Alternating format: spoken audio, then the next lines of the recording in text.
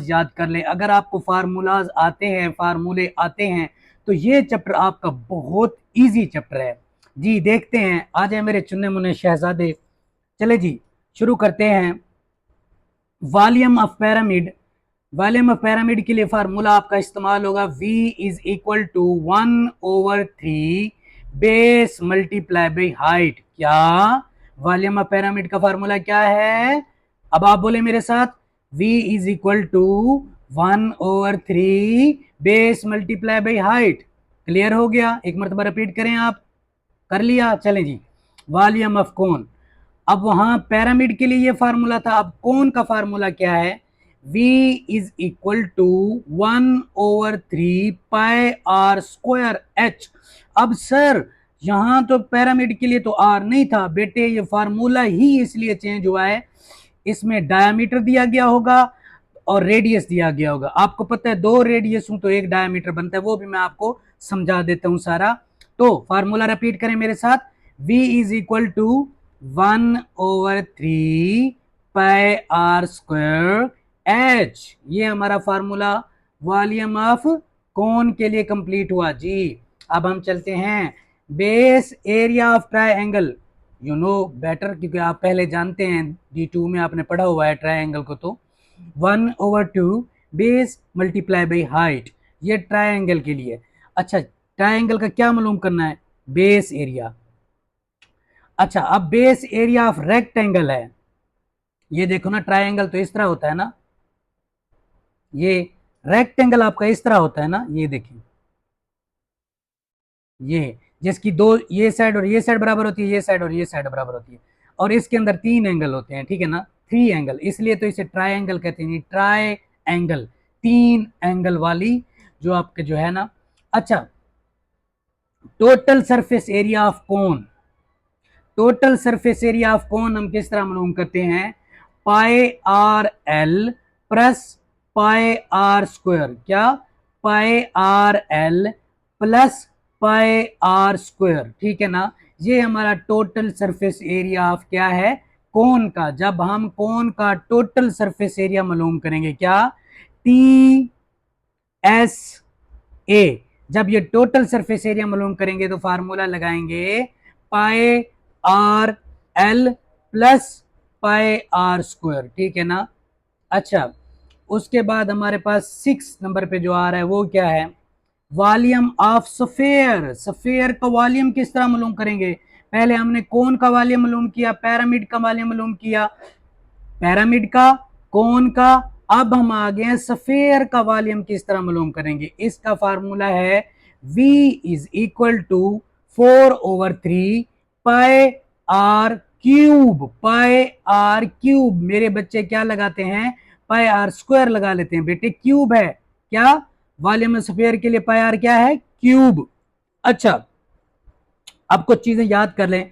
Circumference का formula था 2 पाई r, square में केयर नहीं है, 2 पाई आर। डायमीटर क्या होता है? रेडियस क्या होता है? एरिया का फार्मूला होता है पाई आर स्क्वायर। एरिया क्या क्या फार्मूला होता है?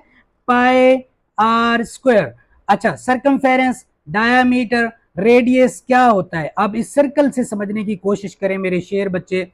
ये जो अराउंड द सर्कल डिस्टेंस है ना, अराउंड द सर्कल, ये डिस्टेंस सर्कल के अराउंड राउंड जो कि मैंने काले काले निशान लगाए हुए हैं, ये सरकमफेरेंस होता है। क्या होता है ये सरकमफेरेंस होता है। अच्छा, अब इसके अंदर आ जाते हैं, इसके अंदर आ जाते हैं। ये यहां से लेके यहां तक, इस मिड वाले पॉइंट तक हाफ जो होता है रेडियस होता है। हाफ क्या होता है? रेडियस। अगर इसका अगला हाफ मिला दिया जाए तो ये टोटल बन जाता है डायमीटर। टोटल क्या होता है? डायमीटर। अब आपको समझ आएगी। आधा सर्कल रेडियस कर लें और पूरा सर्कल जो होता है आपका क्या होता है? डायमीटर। ये तो मैंने जस्ट समझाने के लिए किया, आधा सर्कल पूरा सर्कल, वैसे ऐसे भी हो सकता है। ये देखें, आधा सर्कल है, इसका आधा रेडियस होगा, अगर कंप्लीट कर ले तो फिर क्या हो जाएगा? डायमीटर। क्लियर हो गया?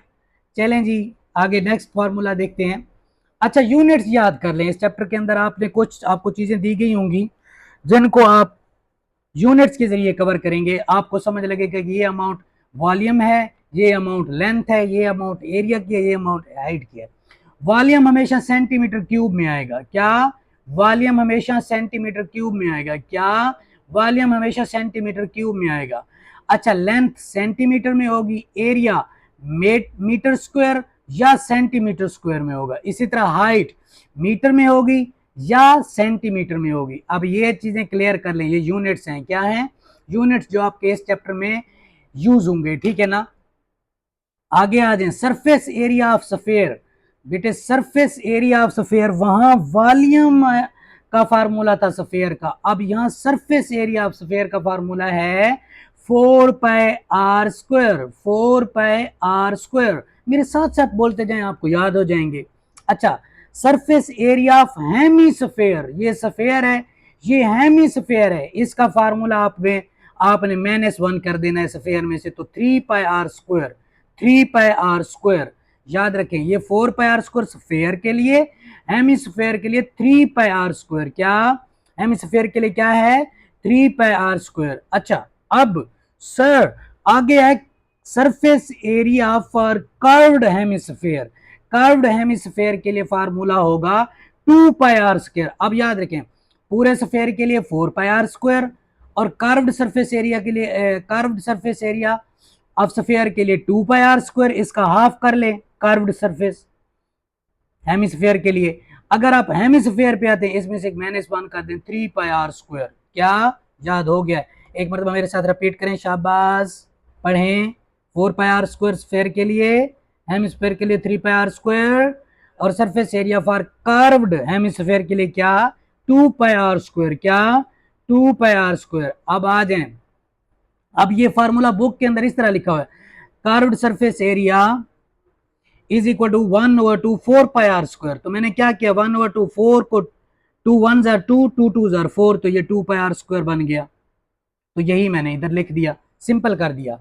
अच्छा, अब आगे आ जाए, carved surface area of cylinder. Cylinder की बात हो रही है, किसकी? सिलेंडर। सिलेंडर के लिए फार्मूला है 2πrh। 2πrh। क्या? 2πrh। 2πrh, ये सिलेंडर का सरफेस एरिया मालूम करना है। ये D9D में आएगा, ये किसमें? 9D में। आगे आ जाए, वॉल्यूम ऑफ सिलेंडर।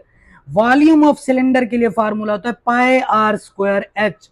πr²h। क्या? πr²h, volume of cylinder. अच्छा बेटे, अगर आपको ये लेक्चर समझ आया है, फार्मूला समझ आए हैं, तो प्लीज चैनल को लाइक एंड सब्सक्राइब करें और कमेंट्स के जरिए मुझे बताएं क्या आपको हर चीज अच्छे से समझ आ रही है ना। अगर अच्छे से समझ आ रही है तो please like and subscribe and share with your friends. अस्सलामु अलैकुम।